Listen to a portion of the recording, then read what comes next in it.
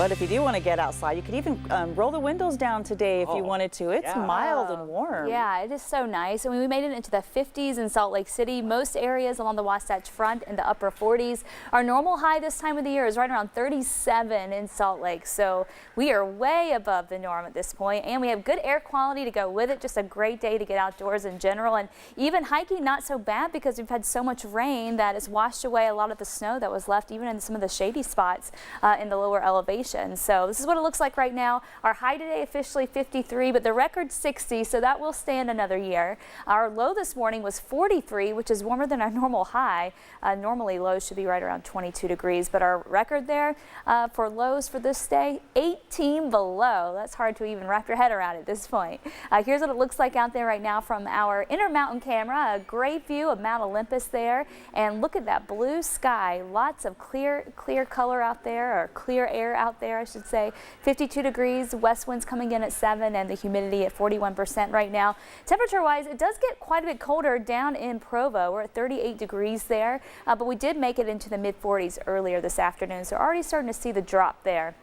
Down in Bryce, 43, and again, St. George, Ely, and Wendover all still hanging on to those 50s. For tomorrow, we will start off on a colder side compared to what we saw today. So we'll be in the low 30s at 6 a.m., mid 30s by 9 a.m., and then we're going all the way up into the upper 40s. It should be a decent air day as far as the air quality is concerned again tomorrow afternoon. So if you have outdoor plans, it's looking great for that. And then, of course, we picked up some decent snow at our ski resorts this week. So if you're heading up to the slopes this weekend, it should be really nice for that as well. Satellite and radar, you can see things are clearing out across the state. Not a whole lot going on. Back to our west, there's another low that's churning right here, and that will be the next system that moves in our direction. But in between us and that system, we have a nice little ridge here, which means that things will stay dry and above normal as we head through this 3-day holiday weekend. So futurecast as we head through the night here. Things looking pretty clear. Into Sunday we go, mostly sunny skies once again. May start to get a little bit hazy for our northern valleys.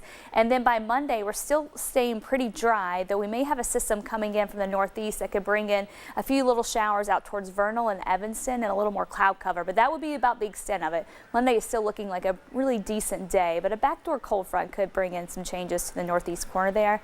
And then late Tuesday, here's our next chance for showers coming through. This still looks a little iffy, but we could see some showers certainly late Tuesday into early Wednesday. But forecast models are really coming together that by the end of next week, this is Friday, we could have a decent system that could sweep across the whole area to bring in some more much needed snow around here. So that looks like it's going to be the next big system to impact us. Your forecast for your Saturday morning in the low 30s, 27 in Provo, 21 in Park City, Evanston in the mid 20s tomorrow morning, upper 30s down in St. George.